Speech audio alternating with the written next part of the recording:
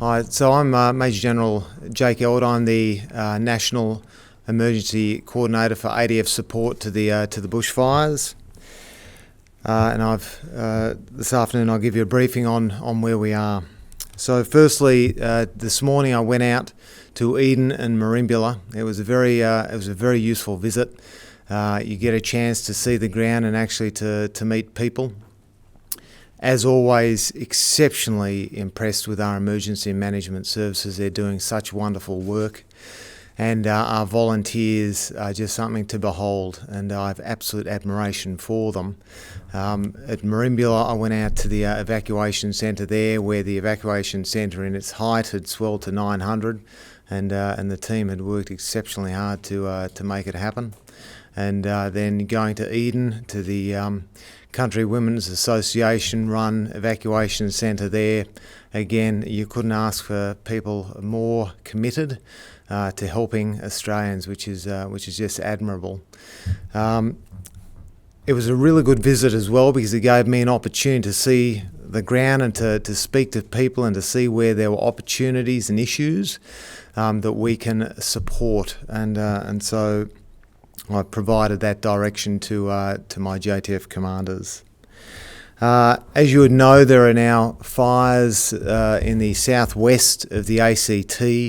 The Joint Task Force in New South Wales has linked up with the ACT Emergency Services to make sure we're on standby to provide whatever support they may require in due course. We are moving out far and wide with our support teams to make sure that we are engaging with communities, and we need to do that to make sure we understand what the needs are of people out there, and so that is happening as we speak. I'm also now in the process of standing up two teams based out of Nowra and Sale that will be able to operate as air mobile teams. I'm doing that because we will have to consider that there have been towns that have been cut off for time, and I want to make sure that we have elements that can quickly respond to needs. So those elements will be based at those areas, co-located with our helicopters. I'm pleased to report that the water purification unit that we plan to move to Kangaroo Island will be there this evening, and it will be operational tomorrow, and it will be able to put out around about 250,000 litres of water per day. The extraction of Malakuta is going on this afternoon. We are expecting around about 300 to 360 people to be evacuated, and Choules will depart for Western Port at around about 1700 hours this evening. I suspect, and I will preempt a potential question of will there be any more? There may be. That is okay. We will have rotary helicopters on support, on standby, as well as we are doing now, use the Choules, because understandably people their circumstances change, or individuals may come from areas that have been isolated, and so we're just ready to respond to whatever is required. I know we've had some issues. There have been issues flying in elements. So we can fly out of our bases at times with our helicopters, but actually landing in areas has been difficult, sometimes due to smoke. So I've told our joint task forces to make sure that they look at the option of placing those teams that they're transporting to the amphibious ships, and then putting them ashore on by beach, and then we can transport them in by land from there, so that we can get as many people into the fight as possible. We have a UAV detachment that is arriving in Sale today, and that will assist the emergency services in doing their ongoing assessments of damage in the different regions, and so that will be at their disposal as they require. We will have our fourth CH-47 Chinook in Sale this evening.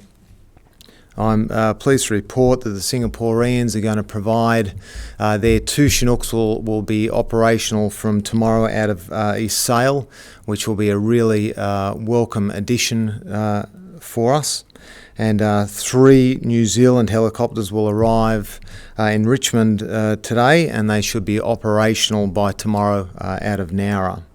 In terms of numbers for reserves, for those who were at yesterday's briefing, you would have heard the number 497. I can now report that we have swelled to just over 1,000. If you had have asked me about an hour ago, I would have said 917, but we've gone to pass 1,000, which is great news, and that continues to grow.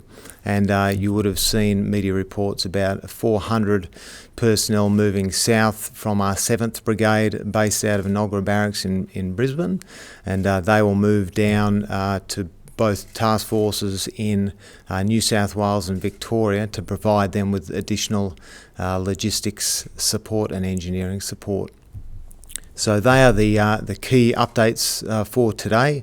I'm more than happy to take any questions you may have. Can you tell us how much bottled water has arrived on Kangaroo Island? So for memory, there was 60,000 litres of bottled water that was provided, I think, 2 days ago in preparation, but that was just to make sure that there was enough to, if there was any gap, but pleasingly we're going to get the purification unit there in time. With regards to the fire break and route clearing activities that have been happening in New South Wales, can you give an update on that, particularly around Maitland? Look, I can't give you an update on that at the moment. What I can tell you is that we are linked now. I have the Joint Task Force linked with the emergency services, and again, we will be on standby. If they require additional plant, we will provide additional plant. So I think they're looking. I'm not aware of any requests that's come to us just yet. And any idea what the New Zealand helicopters might be used for once they've been in there? Absolutely. Very much like all of our helicopters, they'll be transporting both logistics, so supplies, and also personnel, moving emergency services. There's a whole host of tasks. They are very handy. And with regards to HMAS and Adelaide, has there been much movement of supplies and things to the shore since yesterday?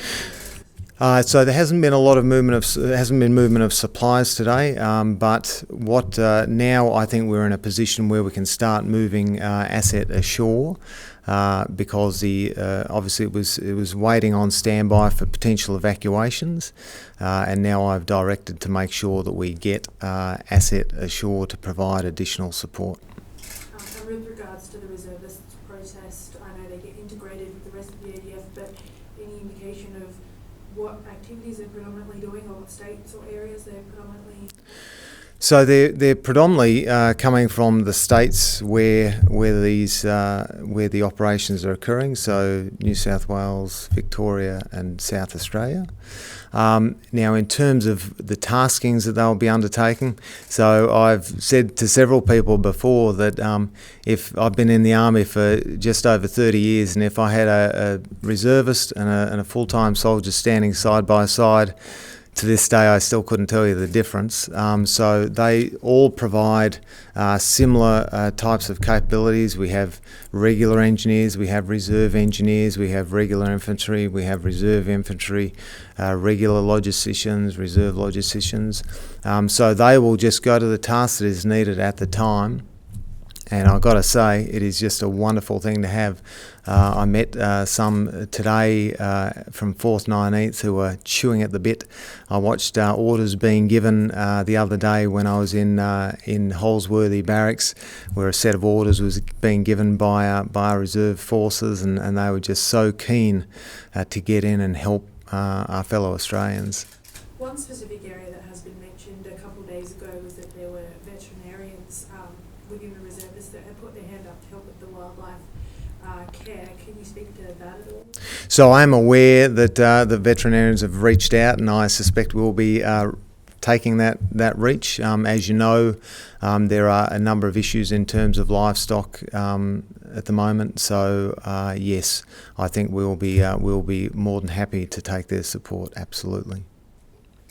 Given the resources and the personnel committing to this effort, is it spreading the ADF thin anywhere else in the world? Look, to be honest, I'm focused very much on the bushfires, and I've been given significant asset to achieve what I need to achieve.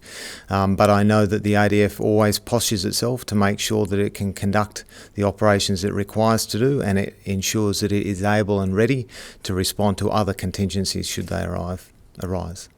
Has Tasmania reached out about any requests at this stage? No, not at this stage. But what I can say is that the Joint Task Force Commander in South Australia has now linked up with the emergency management and leadership in Tasmania to make sure that if there's a need, we will be there. Do you know the up-to-date livestock losses, I guess, across the country? No, I don't. I'm sorry. Great. No other questions? Thank you.